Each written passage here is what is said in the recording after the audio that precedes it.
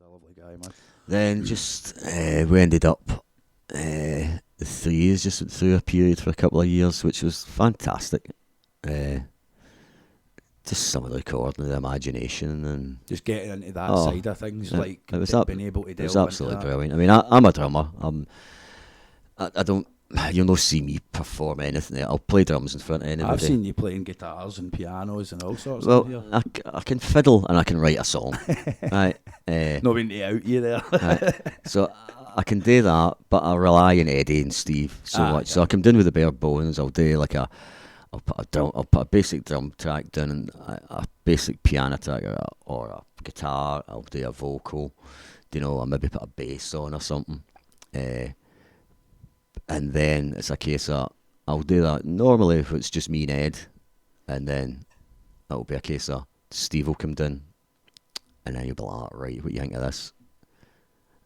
Values, opinion, and all that. Mm-hmm. If it's shit, it would be out the window. Aye, you're getting that. But you wouldn't even run it up the ladder if it was shit. Aye, totally. Right? Aye. So then Steve will come in, he'll add his stuff to it, and then. So he's always dating that in a separate stance, like you come up with an idea and then people will build on top of that kind of thing. Well, that's how we do my songs. Right. I'll come down and start it with Ed, and I'll get a basic track done. Aye.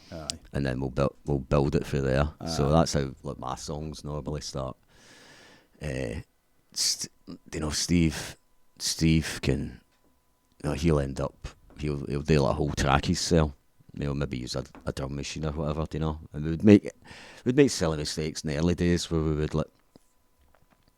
we would try and use his stuff and then record and top it, do drums and top and everything like that. And if anybody that records, you've got to do drums from a live situation, or you don't get the feel. Aye, you know what I mean? Aye, totally. So with Steve's songs, he'll come down with his idea. Bogged down in the digital side of things, totally. But for Steve's songs, we'll do like a live track, and that's how we'll get the rhythm section done. Yeah. Doing that. I do like a live record.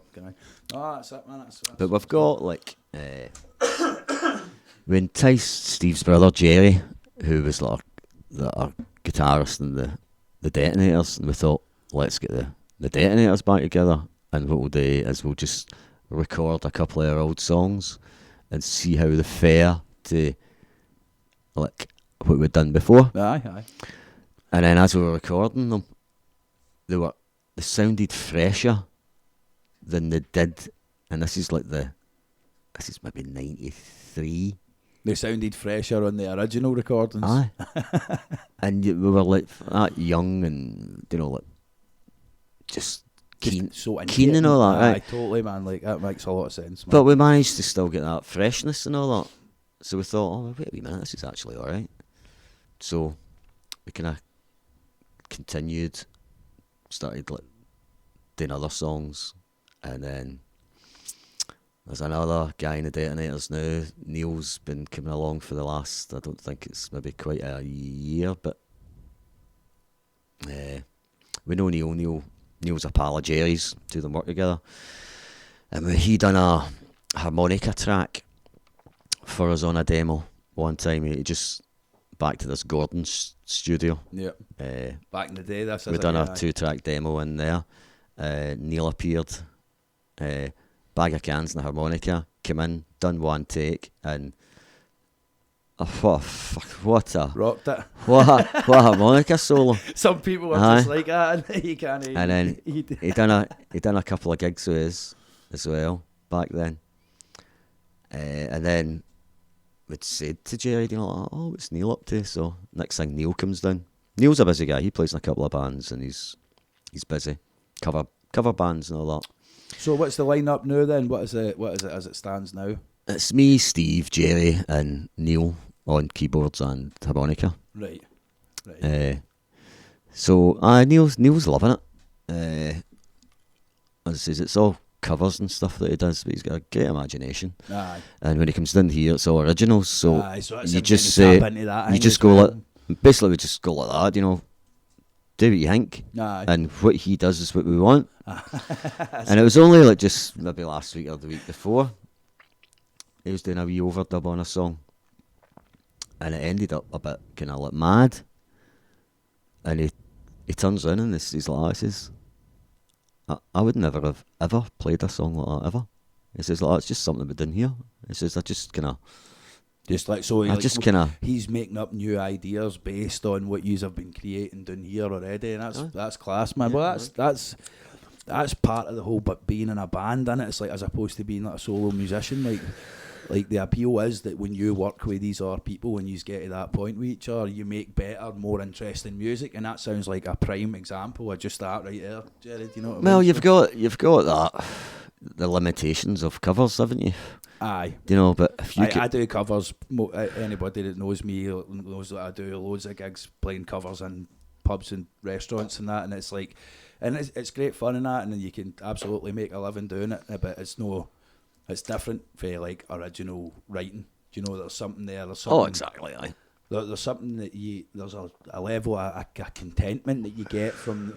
I have to be doing that as well, but on the creative, original side of things, like if you're not doing that or you're not doing that enough, personally, it becomes problematic for me. Do you know? So it doesn't surprise me to hear that, like, he's like really like filling in that role and evolving, and your band's evolving as part of that. Do you know? That's really cool, man. That actually reminds me of somebody, how they described the Sid James experience. They described us as a cover band that does their own versions of the songs.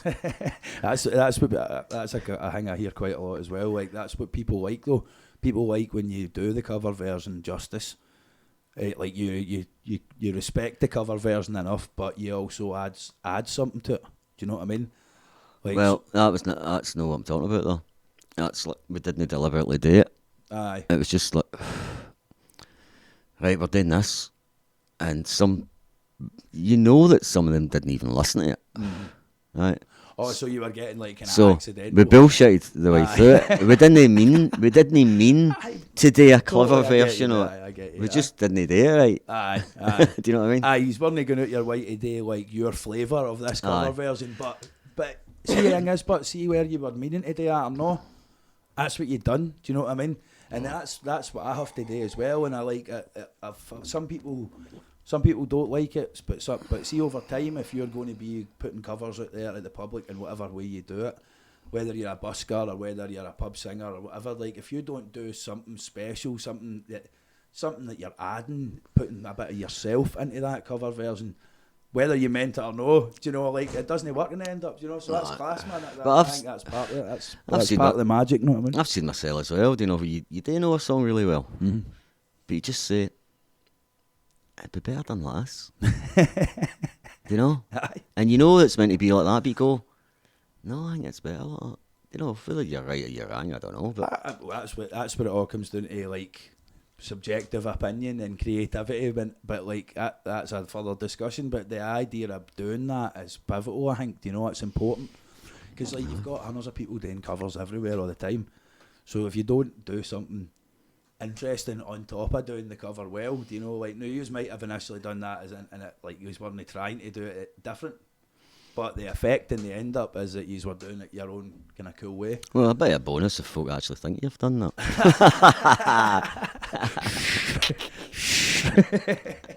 Oh, that's it, mate. That's spot on, man. That's spot on.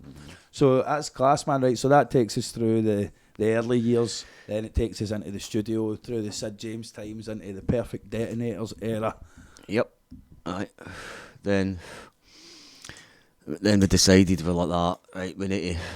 It was just the idea of having this place, and when we weren't using it, because we can't use it all the time. I mean, like the Perfect Detonators sound like the gayest band in the world.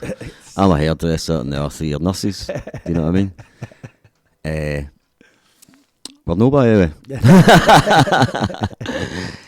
So they do shifts and all, and it's really hard to actually kind of get together. The logistics of a band after the age of 16 are a nightmare, man. So you've got that problem, and then you're like that.